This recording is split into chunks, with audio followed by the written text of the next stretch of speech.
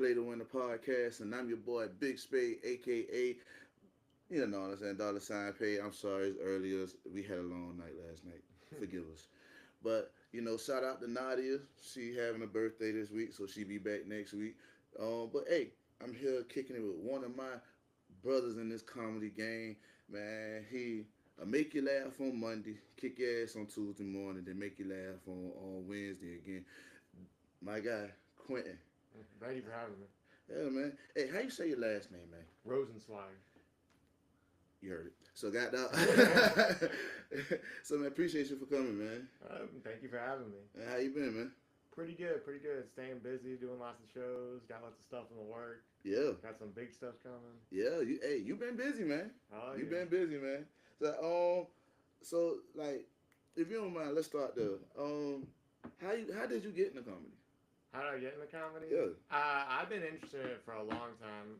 Doing jujitsu, I was around a lot of like comedians and stuff like that. At the time, I was training with Eddie Bravo, and he had been doing comedy for a long time. I had hung out with him a bunch, and he goes, "You're really funny. You should try doing stand up." Yeah. And I'm like, I always thought about it, and I always been considering it, but like training as much as I do and doing everything I do for jujitsu and being a competitive athlete and then running my business, I never thought I'd have the time to do it. And I was getting ready to do a competition, was training with some old white belt guy Yeah. that came in out of nowhere, and I accidentally got elbowed in the head, got a concussion, Damn. couldn't do the competition. Same day I got my concussion, the first day I did stand up.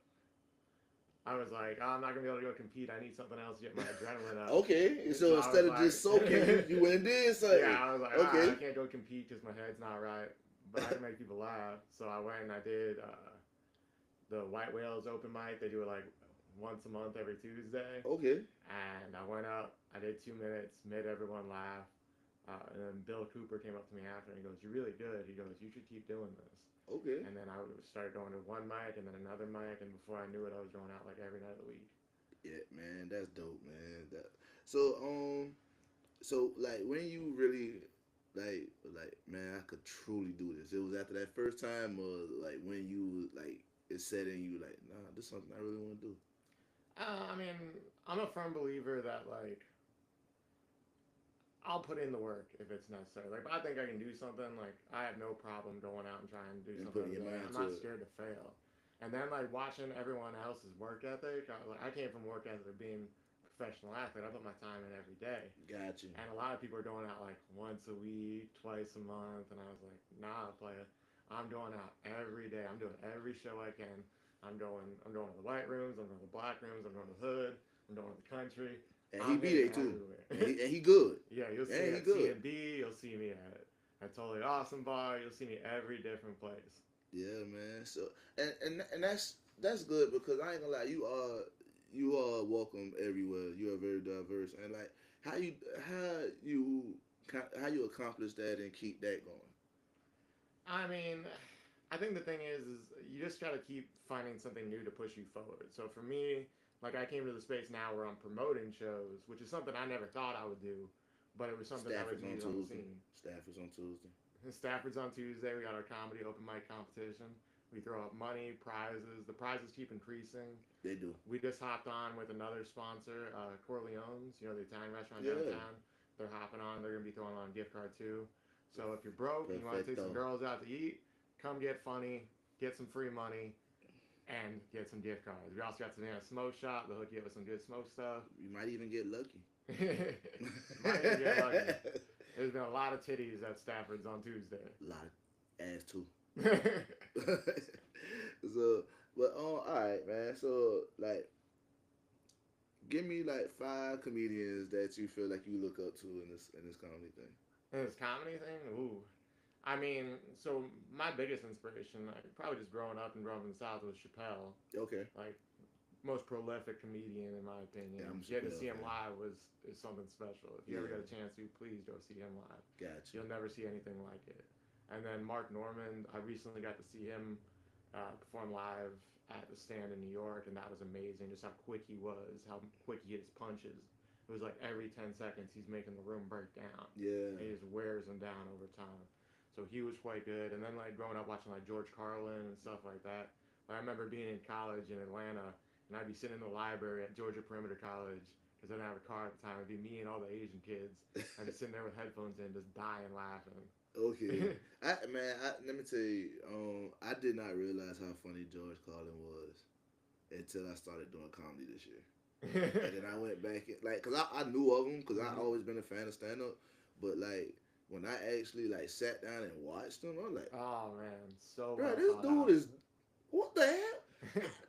Who kept me from this? Like I was mad because I was like, bro, I did not know this man was this funny. Yeah, and thank God he didn't pay his taxes because that man made a special every year to pay those shits back. That's the most American shit you ever do. That's a goat. He's a goat. He's one of them. Like so you got Stafford's on Tuesday. You're promoting shows. Yep. So, like, what is your goal in the comedy? What is like? Well, my goal from the start is to be like a comedian that's gonna sell at theaters, right? So like getting to that point where I could sell out theaters. So the problem, like when I came into the scene, was which you probably experienced too, is there wasn't enough shows, and the shows that were there weren't necessarily a meritocracy, where the best didn't rise to the top. It was kind of just whoever was friends with whoever. Yeah. And that's why like Stafford's came along the way it did. Like I came into Stafford's originally as just like an interim host while Mike Flowers was hurt and tore his ACL. But no one would ever be at Stafford's because they never put the time into promoting it. So I was like, well, how do I get people to come to Stafford's? I was like, I gotta put incentive. It's a hard place to find. Yes. Great bar. If you ever have a chance to go there, the people there are great. It Brian is runs great. it amazing. Yes. But it's a hard room to fill up. So I was like, what I'll do is I'll put incentives to get people there. And then I was lucky enough to make friends with a lot of the people around town because it's a small town. So I know a lot of people. And then sponsors just hopped on as they went, and we just kept it going. And that's how I filled it out. But for me, like, I want to be a comedian that sells out theaters. I want to be a comedian touring nationally. And the way to get there is to have shows and stuff like that where there's a meritocracy where you build your way up. So I've been steadily traveling. Like, I've done LA, I've done Tampa, I've done New York. I recently did some like feature shows up in New York, and now I got in like Broadway Comedy Club, Greenwich Village Comedy Club. So when I go back, I'll be doing like legit shows there, which is a big step up. I don't know if you ever done the open mic scene in New York. Not yet. It's fucking depressing. It's way worse than down here. Man, I heard. They said it's just tough. Comedians. Yeah. Like if you can make those rooms laugh, like you got it. And every time I go there, like the first time I went there, somebody came up to me after. They're like, "Are you here doing theaters?" And I was like, "I've been doing this like a year." Yeah. I'm just trying not to die up here. I got 10 minutes at best. Yeah. And now, like going back this last time, like I probably have an hour I could do, and just being able to pull that stuff out, depending on what the room looks like, depending on the demographic of the room, like whether you lean heavy into the crowd work or whether you go more into your stories. It's been a lot of fun. And that's what I'm learning how to balance, like, cause I haven't even like really started doing crowd work yet. Andre Rodriguez is probably the most influential person for me for doing crowd work because he really, like that's where he shines his brightest is when he goes out and does his crowd work. And he'd always tell me, he goes, you do great, but sometimes you need that crowd work to bring the room back in. Yeah. And then I would do like CMB and stuff like that. And you know how like the older black ladies are, you don't interact with them, they ain't interacting with you. They ain't interacting with and you. Mike Flowers gave me the best piece of advice. He goes, you have to open the crowd work with them. Yeah. He goes, because they're not going to respect you if you don't go at them. Got you. Okay, and because they testing you. Like, I got you. That's cool. So like, cause when I first came in March, like I didn't know nobody. I honestly didn't know how. And to be real, it was all on a bet. Like, Really? Somebody bet me. They're like, "Hey man, I think you should be a comedian." And I was like, "What?" I'm like, "Man, I can't make people laugh." And he was like, "Dog, you don't understand. You're funny." And I was like, "Man, I'm funny because you know me. Like, you know the inside jokes and stuff. I'm not funny." And then I went up on a Tuesday night, and it's crazy. But one of the nights I could say that always gonna stick with me. It was the first night I was in Tab, and I remember when the host was like, "Man, I can't wait till 2 years from now when you actually are funny." And then you was like, "He's funnier than you now." That sounds like some shit I would say. And then ever since that day, I was like, "Okay, that guy's cool."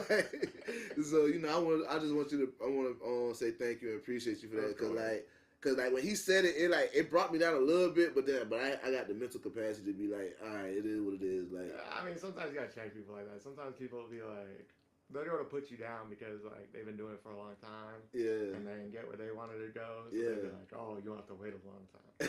That's not necessarily true. First time I went in tab, I did this joke about like my favorite serial killer was Obama yeah. because he could dunk, and it brought the room down. And the host comes up to me afterwards. He goes, "This isn't your first time doing this." I go, "No, it's my second." Yeah, Like he was trying to like book me, and then once he realized it was my second time, he was like, "Oh." got you. That, well, how you handle hecklers and people in the crowd like that? So that's something that I've had to work on, right? Because like when you first start out, like you go to get mad, and you're Yeah, like, "Fuck this pussy!" yeah, Like I'll beat your ass. I've been in combat sports my whole life. Like, you yeah, can't be doing that because that brings the mood of a room down. Like, you might fuck up your whole flow doing that shit. yeah. So like for me, you gotta like play off of them. You gotta make it funny. And growing up in a gym environment, like that's what You, we do every day. We yeah, just roast people. yeah, You're like gaslighting people and stuff. So if you can find something immediately funny about them, like you can usually tell when people are gonna be problematic in a crowd. So like I'll just start to pick them out, and I'll look for those people that I can tell might be a little problematic, and I'll have jokes ready to go. got you. So you gotta set yourself up for success there. Okay, cool. Now, how long you been doing comedy? Right now, mates, about 2.5 years. Oh, okay, so you pretty much still a rookie too. Yeah, Yeah, yeah. yeah, cause No, I just went hard in the paint right from the yeah. So me and you like okay. I see why we all rock together like that. You came in hard. Both came in hard. Yeah. yeah. But yeah, cause I did a show in Atlanta not too long ago, and they told me they said man when it comes to comedy you're a rookie for 5 years, Yeah. and I was like shit. Dude, I've met so many people. Like even going to the open mics in New York, Mhm. they're like, oh, I've been doing comedy for like 10 years, 20 years. And then they come to me, they're like, how long you been doing comedy? I was like, 2 years. Yeah. They look at me like I'm crazy. They're like, you ain't doing I this. got the looks too. I did a show for CMB for Sir Cedric. Shout out to Sir Cedric and Oh yeah, Cedric's hilarious. T Lane was there. He's very hilarious, and I don't want to get the man name, but he's from name wrong. But I want to say his name was like Tyrone Fraser or something like that. But he's from Tampa, Tampa, and I did a show for them. And I opened up for them, and they was like, they said you just started in March. I said yeah. It's no way you started in March. And I was like, yeah. They're like, man, I've been here 20 years. I couldn't get like that. I'm like, man. Oh man. So like they hit them, like yeah. And then I did a show in Augusta, October, and they was like, yes, Cedric already talking about you. I've been doing shows 7 years. He ain't talking about me yet. And I like it just give you like damn. It's scary a little bit to me because like you coming up so fast. Like you gotta stay humble. Oh So yeah. so it don't. No, well that's the funny thing about comedy. It's like doing combat sports. So as soon as you start getting ego with it, Yeah. it'll chop you down. And that's what I'm trying to quick. make sure I don't. Oh yeah. You know what I'm You're saying? going to one of those rooms. You're like, I'm about to murder this. Bitch. Yeah. And then you're like, crickets, crickets, and you're like, normally this kills. Do you still get nervous before shows? I've never really had nerves. Wow.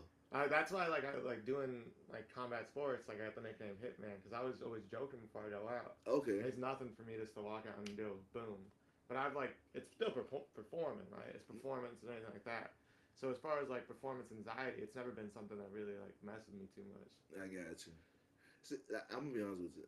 I get nervous before every show, and like, you ever saw the movie on Any Given Sunday with Jamie Foxx? Yeah. I'm actually Jamie Foxx. I have to throw up before every like. If you ever, I'm dead serious. If you ever notice, I be hanging with y'all, and then right before I go on, I just disappear, Oh yeah. and then I come back. That's me doing my Jamie Foxx thing. Oh. like so. I'm trying. I don't know how to get rid of that. Like I do breath work. And it's Yeah. something I've been doing for a long time. They call it like double breaths, where you take like a big breath in, mhm. like hold it for a second, then you take another breath on top of it, and then you like let it out slow, and it immediately just calms everything. Okay. And I just kind of center myself. Because a lot of times, like, I'll do the same thing where, like, you see me, I'll be like, Yeah. shit. And then, like, a few moments beforehand, I'll step off into a corner, like, get your head right, get what you're going to say right, and be ready to go. So I have, like, these habits that I do, like, getting ready. And it's the Yeah. same thing, like, if I'm going to fight or if I'm going to do comedy. Okay. Like, I just center myself. All right. So let's pivot there. Like, so you do Brazilian jiu-jitsu, right? Uh-huh. All right. Cool. So how you got into that? Uh, oof. I've been doing it for fucking 18 years now. But I Oh, was so a you kid a in pro high pro. school. Oh yeah, yeah. I was a kid in high school. I played football and stuff like that, and I stopped playing football after my junior year. Okay. Uh, and right around the time before I was about to stop playing football, it was right around my junior. I was 16. I got into trouble. Like I was at this party, got raided and stuff like that. Had a gun in my face from a cop. Shot at the Cobb County. Count on being busted. Damn. They fucking suck. My dog Uh, was thugging. but I ended up going to court, having to do like community service and stuff like that. My mom was like, "All right, you need an activity to keep you out of trouble." Yeah. She was right. So she's like, "What do you want to do?" And I was like, "Well, I always wanted to fight MMA." So that's when I started doing jujitsu. And I just happened to meet this guy playing soccer in my dad's neighborhood. We were playing between like these houses in like a grassy field. And I didn't know how to play soccer that well, but I'll slide tackle and block the ball. I don't give a shit. I ain't scared of nothing. Yeah. So I was just slide tackling left and right, and he goes, "You look like you could fight." He goes, "Come down." He goes, "Do it." And from then on, that point, I started training, and then I never really went back. I fought MMA a few times, did well, um, and then I went into doing like more jujitsu stuff. And I had a bunch of friends that were like professional MMA fighters. I came up at the same time. Like anybody watched Bellator, like Douglas Lima, he was like Bellator welterweight champ. Mm-hmm. He started around the same time I did. So Okay. he used to lie about his age so he could fight professionally. So he was Yeah. in high school. Um, so coming up doing that, I just started like doing jujitsu a bunch, and then I started competing a bunch. And at the time, like nobody was taking it like that serious. So I would go, I would train, and then I started working at a gym, like working at the front desk. And within like 5 years, I was like running the program. Gotcha. And then after that, I was competing at like the highest levels of the sport. And then probably for like the last decade, I've Yeah, been my like one of dog the gets top sponsored. Americans. Like, Oh yeah. Shout my, out to Only Fire. If you like weed, they got some of the best weed based out of California. They'll hook you I'm up. glad he said it because I wasn't gonna say it first. But since he said it, my dog got weed sponsors. Yeah, he kick ass and then get high. That's what I'm talking about. Like, Only comedian with a weed sponsorship. Just shout it out. Good Rolling, One Sleep. I got tons of sponsors. Check them out. You check out my Instagram at Quentin Rosenzweig. You'll see all of them. I got tons of workout stuff up there too. Grappito, shit like that. and to the people who sponsor him on the comedian side, if y'all need somebody else, I'm here. Holla at me. He is a professional weed smoker, everybody. Yes. He will push your shit. Push it. You know what I'm saying? You know what I'm saying? I will have it right here on the table, marked right with that play to win thing. Right there. Right there. Put it right up in the corner. Boom. Right there. Marketing. But so but all right, so how many you done been all over kicking ass. Yeah. I ran a gym in Atlanta for a long time, a program, and then I left there. And for about a year, all I did was compete and teach seminars for a living. That's how I paid my bills. Okay. So I would travel all over. I've been all over the country competing and teaching in other countries too. And it was really just it was fun. It's a hard life, but it was a lot of fun. I Yeah. got to experience a lot, which was probably the reason why comedy came to me so naturally. Because like going to these rooms having to teach, you got to connect with people. Yeah. Like no one's gonna listen to you if you don't have a way to connect with them, even if you're teaching them really cool ass shit. Yeah. So I would always make people laugh, and that was one of the things. Like when I was talking to Eddie Bravo, who was telling me about doing comedy, I was like, man, I don't know if I can do this. He goes, you make a room full of people laugh that aren't there to laugh. Making drunk people laugh is way easier, and that's kind of what led me into it. I feel. Perception is everything, right? Oh yeah. So I was like, well, I do, because I would always like kick jokes and stuff like that. And honestly, it's still probably a cheat code for me now is the fact that I always have a captive audience every day. Yeah. So I can just run bits off of the rooms when I'm teaching and be like, all right, people laugh at this. And you know, and because it took a friend of mine to tell me this. She was like, "Man, the reason you doing good in comedy is because, like, I used to be a junior minister back in the day. Oh yeah, it makes a difference. Yeah, my dad's a preacher, like I said. Yeah. And, so I don't have a problem speaking in front of people. And then I played sports, and then I also was a rapper for a long time. So, Okay. like, so I know stage control. I know I'm still learning mic control a little bit because I'm used to moving around with the mic. Ah, You know, yeah. so standing still with it, I'm not. I mean, you move around too. Some of the Yeah. best comedians like pace the stage. But you know, like I tried pacing, and when I pace, I think too fast. I can see that. Yeah, so it's like when I'm sitting here holding the stand, it's like I got more control, Hmm. and and I'm more settled. I don't know why. It's just that when I know what you mean. yeah, Nah, the biggest one for me watching somebody like pace and like they're talking to each person individually, making their way around the room, yeah, is I went and I saw Donnell Rollins, and like I knew Donnell from watching Chappelle's show, so yeah, I was excited to see him, yeah. and then you watch him like do stand up, and you're like, oh no, he's Cal a Green was here last week. masterful Yeah, comedian.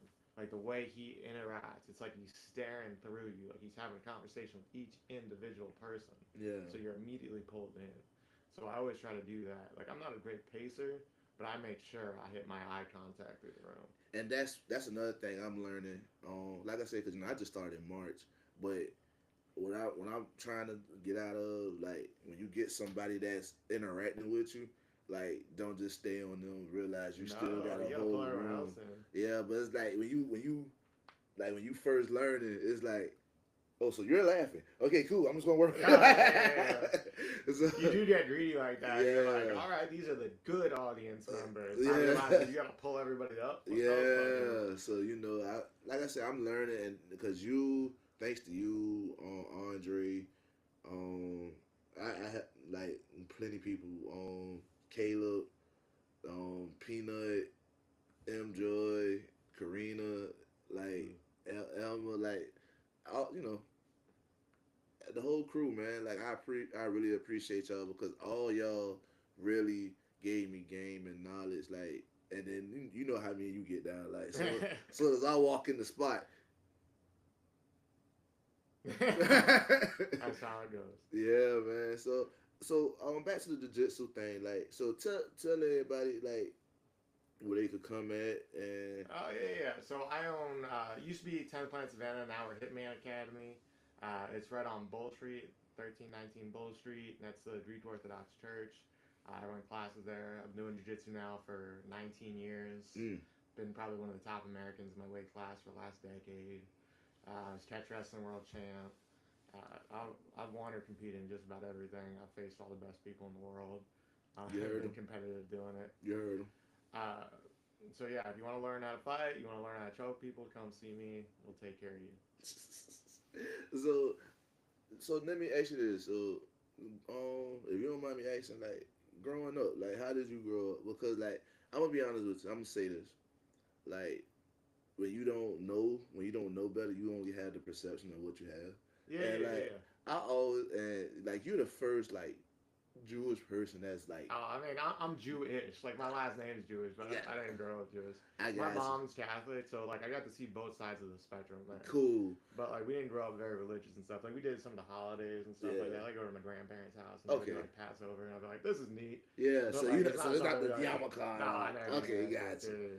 Yeah, I bar got you. mitzvah or anything like that. But uh, like I Cause grew I up. always thought y'all was so serious. Like, Nah, and but then yeah, I met you, and I'm like, all the like early he's famous cool as comedians. shit. Yeah, And dude, yeah. like, No, like I was born in New York, and then I okay. grew up in like Miami and Atlanta mainly.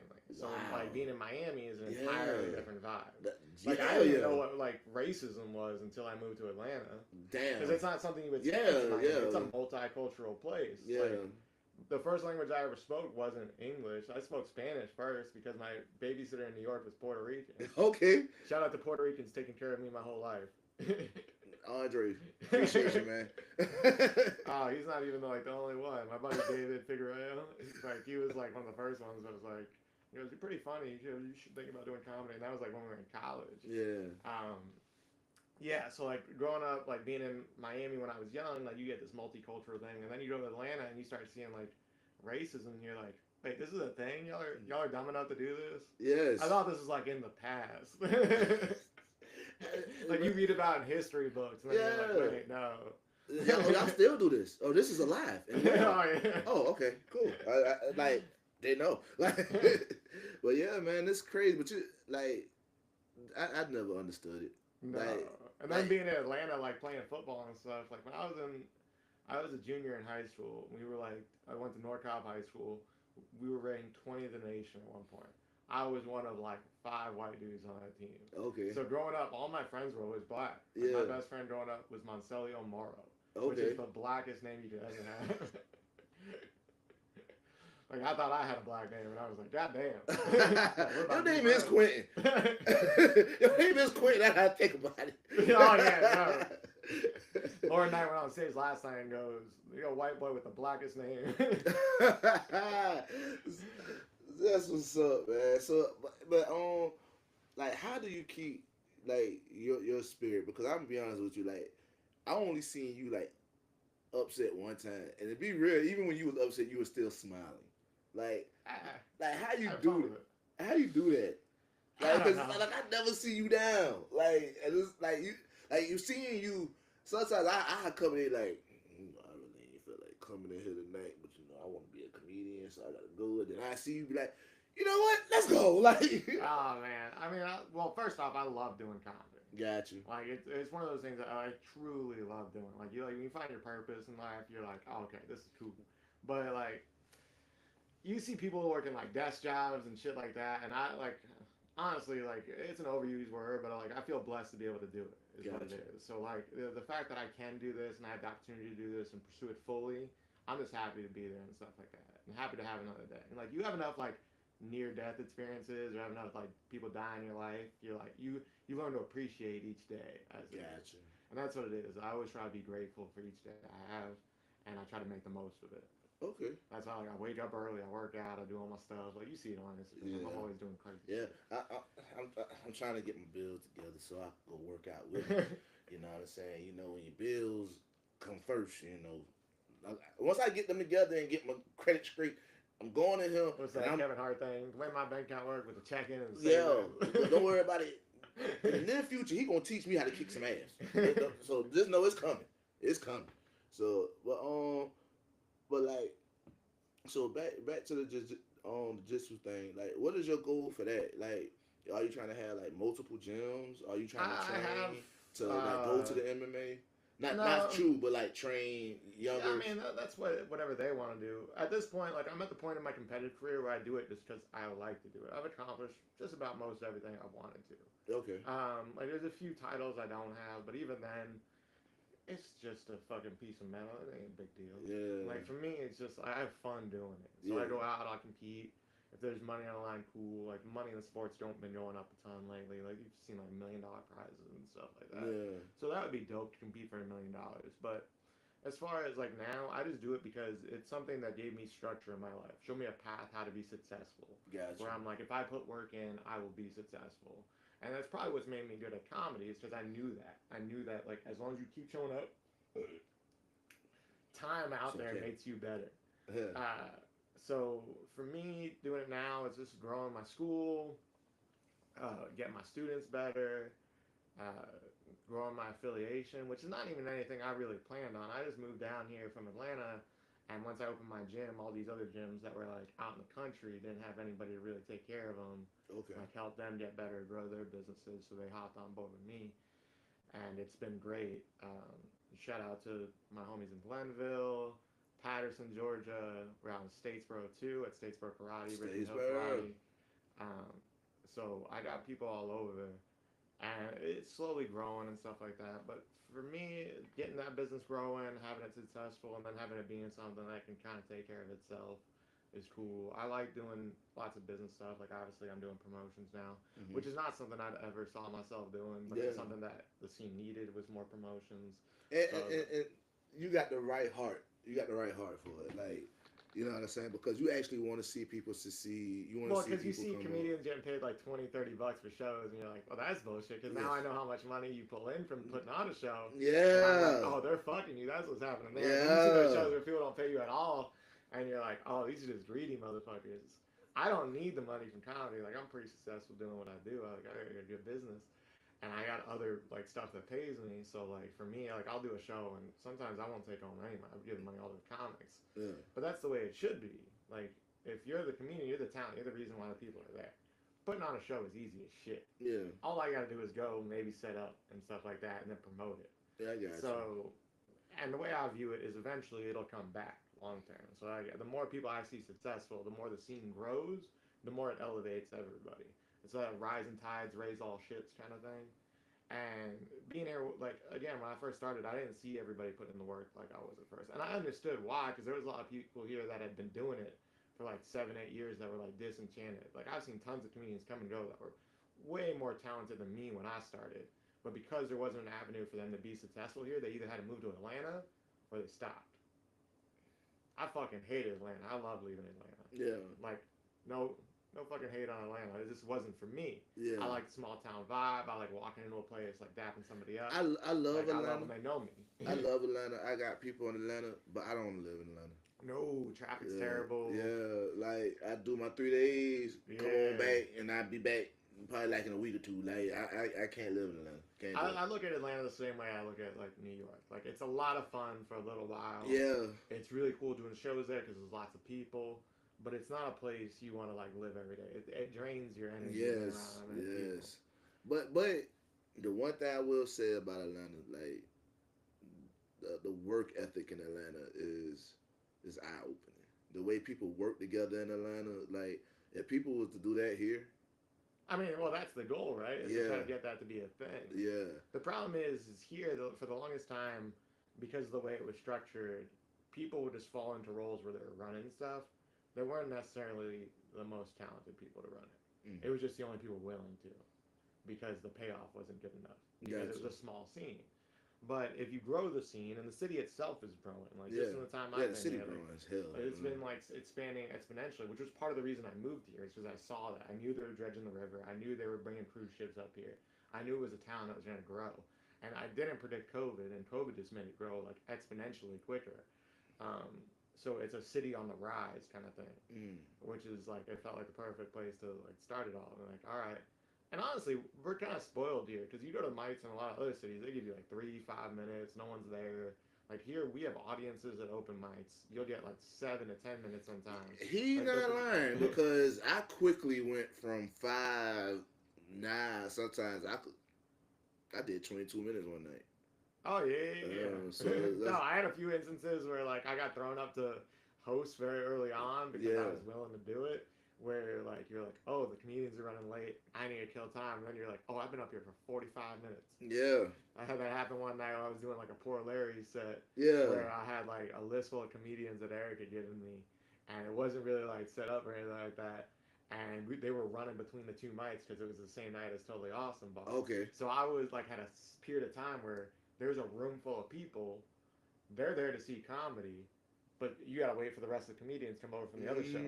So I had to fill that time. Yeah. And that's a very like big learning experience. So you're like, all right, well I can pull 45 out of my ass. Yeah.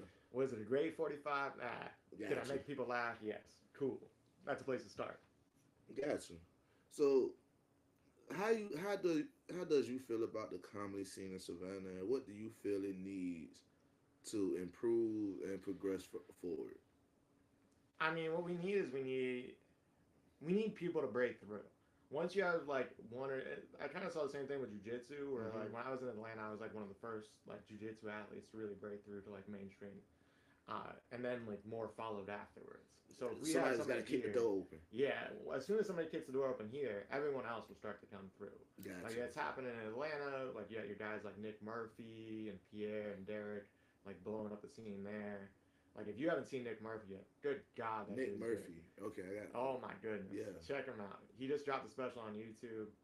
Phenomenal comedian. I got to open for him at Wormhole. Yeah. Like there's some people you open for and you're like, all right, when do you want the light? And he goes, Man, shouts out to Wormhole because I just found out Wormhole do shows every Saturday, and every Saturday. I apologize, I did not know that. Y'all will be seeing me more. Oh yeah, I'll be hosting there next weekend. You see me Derek next Saturday. Marshall. He's a hilarious comedian. He runs a lot of the stuff around here. Does our Don't Tell shows Yeah. and stuff like that. But Yeah, I didn't even know that's around here. Like, yeah. I gotta, yeah. You gotta get on the Wormhole, Yeah. get with Derek, and then they'll start getting you out on those things. I got you. But we need stuff like that, and then you need honest promoters, is what it is too. You need promoters that are willing to pay the comedians a livable wage. So like, if you come out and do a show for me, like you're gonna make at least like $50 to $100, depending on what the audience looks like. Yeah. And then like, if you're somebody that brings a lot of people, obviously you should be making more money. Yeah. Like I did shows where I like filled up a room, and I made $30. Yeah. And I knew those tickets were like $25 a person. I was like, this math don't add up. Yeah. Because I could put the show on myself and just collect that money. I just get it all myself. Yeah, it's like Yeah, why would I work with this person? and that's the thing. Like it's competitive, but people make it like it's supposed to be friendly competitive, and people start making it personal sometimes Oh when you do it like that. You know, so yeah. No, the thing is, you gotta take care of each other. Like it's a community. Like it's a pretty yeah. small community, honestly. Like there's maybe like 10 serious comedians in this town Mm, that are out every week doing it. yeah, okay. When you say that, Yeah, yeah. yeah, cause it's a lot of people coming up though. There's a lot of people coming up, and the scene's Yeah, been growing since yeah, then. But that's only because the scene's gotten better. yeah. The mics have only gotten better. The rooms have only gotten better. Like from where I started to where it is now. When I started, there was like two mics. There was Eclipse and Totally Awesome Bar, and that Yeah, was it. and that's how I started. Those two rooms. Yeah, that's where I started too. Yeah, yeah, Which it was like you had the very like white alternative room and the kind of mix leaning towards more of the black room, yeah, which was Eclipse. yeah. And I want to bring an Eclipse show back. It hurts my heart that there's not one there anymore. I think we're gonna Eclipse do a month was ago. dope on Tuesday. Like that's how I met all y'all. Like that. Oh yeah, yeah, Eclipse, that Eclipse, original scene Eclipse out was there when special. we used to have like Sean Brown coming out of the party Yeah, bus, and then Peanut used to be out there all the time. yeah. And now everybody's kind of doing their own thing, And, like putting together their own shit, which is yeah. nice. It's cool. I like seeing it. Chuck used to kick it off every time. Oh yeah, every time, old Chuck. Yeah, man. You didn't even know, like, apparently Chuck used to show up at shows with, like, two hookers every Yeah. time. I like, man, I'm I like, Chuck. like, everybody talking about big pimping. Boy. Chuck is uber big pimping. Uber and pimping at 71. Like, I love it. I love it. Yeah. I love it. There's no excuse. Nope. No excuse whatsoever. Man. So what's next coming up for you recently? New Year coming up. New Year's coming up. I'll be going back, doing a bunch of shows in New York here shortly. Hopefully travel out. We're working on setting up. We have that comedy competition we do, and I want to start moving it to where we do it in different cities. Mm-hmm. So that'll be the next thing too. We're looking at doing it in Atlanta. Probably start it like first quarter next year. Yeah. And getting some of those bigger comedians up there that are like on the verge of breaking through the next level, and then maybe working on moving it to Chicago. Because I got some homies up there. Shout out to Brandon Keith. Man, I heard Chicago is a tough. They like you got to know what you're doing out there. I mean, that's any of those big cities. There's so many good comedians that if you're not good or different from them, it's hard. I've been quite fortunate, like going to New York, because a lot of the New York people, like although they're very good, sound very similar. And coming from the South, like, we got a different flow. Different vibes. So you stand out more when you're talk with that little sway. Yeah. So you stand out a little more. Yeah. So it's almost like a cheat code when you go to places like that coming from down here. Gotcha. Especially like doing stories. But it's the same thing for them. So coming down here. Sometimes, yeah. But the thing is people don't realize down here we have so many people traveling through because it's a tourist destination. Yeah. So we'll get, like, I've seen comedians like at Totally Awesome Bar, and then you see them on like a comedy show, and you're like, oh, that was that person. Bruh, it did me like that. I want to say that the first time I went in the tab, I forgot her name, but I saw her on the internet, like just going through comedians. And I was like, yeah, that'll happen all the time. I'm like, wow. Just like Kyle Grooms when he was here last week. Like when you see him, you be like just like a regular person. Then you just then you look like. But that dude off a Chappelle show. Oh yeah. No, it's crazy, man. Like there was this one guy. If you look him up, it's like LeBron James of comedy. He came in. It's a Scottish guy, or I think he's actually not Scottish, but something else. But he came in to Totally Awesome Bar and just did crowd work for his whole time and murdered. Yeah. I've never seen anybody do crowd work like that. Yeah. Like white guy, afro, come in, this goofy looking as shit, killed it. And then I started seeing his stuff pop up on Instagram, and I was like, I know that motherfucker. Yeah, yeah. So man, hey man, Savannah, keep doing your thing. We're gonna keep growing. We're gonna keep it moving. So before I let you go, man, what do Quentin do like on his free time? Free time? What's that?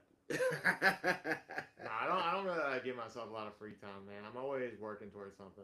Like, I wake up early in the morning, you'll see me, I'll hop in an ice bath, I'll get a workout in, I'll hang out, and then, like, I go teach, I go train, and then I start either, like, if I have free time, I'm sleeping, writing, or doing something to better myself. I don't really give myself free time. I got you. Hey, and there's nothing wrong with that. I need to take heed of that, and a lot more people probably need to take heed of that. So, hey, man. But Quentin, man, I really appreciate you coming through. You gotta come back, man. Hell yeah. You gotta come Thank you back, for having man. me. Hey, and I'm gonna be honest with y'all. Like when Drake first hit the lawsuit, I had called him, and he had been like, "Nah, even for us, that's a bitch move." So He's just still mad about Kendrick. yeah, man. I never saw a rap battle go like this before. I never saw that before. The funniest thing is two men writing angry poems at each other. Imagine Perception Shakespeare is back in the everything. day. Like Thus hath small balls. certified, certified lover boy, certified pedophile. I wonder if that's how that went for real. Like, I don't know. What rhymes with? What rhymes with Adonis? Imagine sitting in English class and like, I'm gonna write a poem about this motherfucker. Yeah, Talking all this shit. yeah. Thy art wealth. Like, it's for real, man. All type of shit. But hey, man. Matter of fact, give them your handles one more time. Let everybody know where Check they me can out follow on you at. Instagram. That's where most of my shit posts up. I post all my shows there. I post bits there. It's Quentin Rosenzweig, QUENTIN ROSENZWEIG. If you want to see my jiu-jitsu stuff, it's Quentin the Hitman Rosenzweig. Don't forget, I be murdering motherfuckers too, not just on the mic. And check out all my sponsors. Only Fire, One Sleeve, Good Rollin', Bamf Hammer, Grapito. If I forget any of them, I have too many. I'm sorry. I love y'all. Thank you for taking care of me. Get your teach on. They help teachers teach better. They'll be doing a celebrity kickball game here at Banana Stadium coming up Okay. soon. I know Mario Lopez will be there. I think one of the Jonas Brothers. Man, let me know, man. Keep me up on that. Yeah, I'll hit you up on that. Besides that, check out my homies at Savannah Bananas. Danny and Garrett, we got a lot of bananas that train with us at my gym. So if you want to watch the most entertaining baseball you've ever seen, check out a Bananas baseball game. They be coming to a city near you. They travel all over the country. I think that's all my plugs. Come see my show, Stafford's every Tuesday night. Every Tuesday night. Joke. It's probably the craziest night you will go to in this town. It gets wild. You'll see titties. You'll see crazy jokes. You might drink. You might get some drinks. You know what I'm saying? You win, you get a $50 bar tab. And some cash. It goes anywhere from $100 to $300, depending on how big the room is. And we're very diverse. We got yeah. Blacks, Mexicans, Puerto Ricans, Jewish, Indians. I think lesbians are leading the charge right now. They're more than anyone. Just like in rap. Yep, Taco Tuesdays. Scissoring. They call it tribbing now, I've learned. That's what the kids are calling it. I'm getting old. I know, they told me that too, and I was like, shit. But you know what? This is what I can't stand about these kids now. They just come up with shit. Like they don't go back and like. We came up with shit too. No, we went back and we revive words. You know what I'm saying? Yeah. They just make up their own shit. Like I blame COVID. When you sit at home by yourself, you just make shit up. They had imaginary friends. They were talking. And they're like, you know what? Tripping. You know what? COVID did fuck a lot of shit up. Walmart still is not 24 hours yet. Dude, I used to go to places and you got great customer service. Like you walk into they'd be like, how can I help you today? You go into Whole Foods, they're like, now we got something to talk about. Now I walk into Whole Foods, they're like, motherfucker, why are you here? Now we got something to talk about. Bruh. The next time I go somewhere and I don't get good customer service, I'm going to start doing what white people do. I'm going to start, I'm going to get the receipt, and I'm going to call the number. And I'm going to complain. Because, bro, I did not make your schedule. I'm not the person that went in there and said, you got to come to work on Sunday morning at 9 o'clock. I ain't do that. So when I come get my breakfast McMuffin, smile. Okay? Smile. Show me all 32. You know what I'm saying? Because I ain't did nothing to you. I ain't woke up with you. I ain't your baby daddy. I ain't none of that. Like, Don't do me like that. The funniest is like I remember back in the day they used to do all their stocking of shelves at night. My brother was a night stalker. Yeah. They don't do that shit anymore. They stock in the middle of the goddamn day. Yeah. And act like you're doing the mission. And they act like you in the way. You're like, I need that pasta right there. And they're like, you gotta wait. I gotta stock all these shelves. Hand me that pasta right now. I pay your salary, bro. They're like, we need raises. Minimum wage needs to be raised to $17 an hour. And you're like, this is why inflation's happening because you shouldn't be making $17 to serve me a cheeseburger. You know what? You got a point. You got a damn point. Like if you're just making a cheeseburger, why should I have to pay you $17? And then they're like, I want a tip too. Here's my tip. Get a better job. Yeah, like, hey. Serving cheeseburgers was not supposed to be a profession. Let me tell you, I'll be honest with you. And, hey, no knock to nobody who do that, but I remember I worked at Burger King and I worked at Crystals.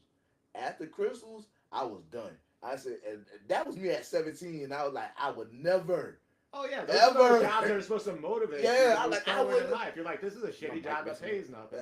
I was like, I would never supposed to do better than this. Yeah, like that's how I felt. Like I'm better than this. Not saying I'm better than nobody, but I'm better than this. It's a place to work your way up. It's a starter job. Yeah, starter jobs are a thing. Like working at fucking Burger King is not supposed to be a lifelong career. Now, if it is your lifelong career, sorry, you fucked up. Try crack. But if it's not supposed to be, do not try crack. Just try making your own stuff at home. Try cocaine. It's far better. I'm not gonna say try cocaine either.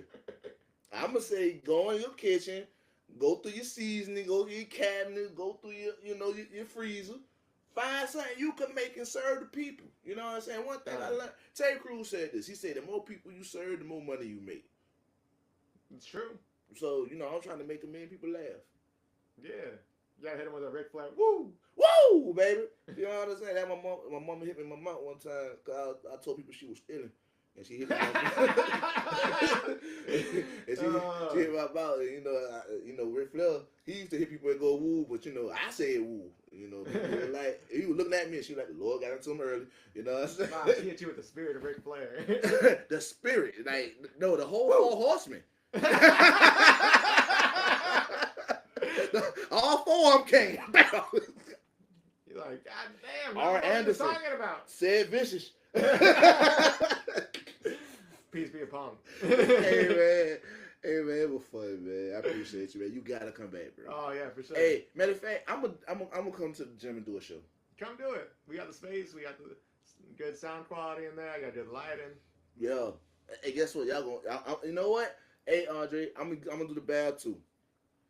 Oh man, the ice tub? You should have seen Andre getting in that bitch. I had gaslight this motherfucker so hard. It's funny when he told me he was gonna do it. I was shocked. I was like, okay. And he showed up at my house. This man stood in front of the ice tub for 5 minutes, staring at it, going,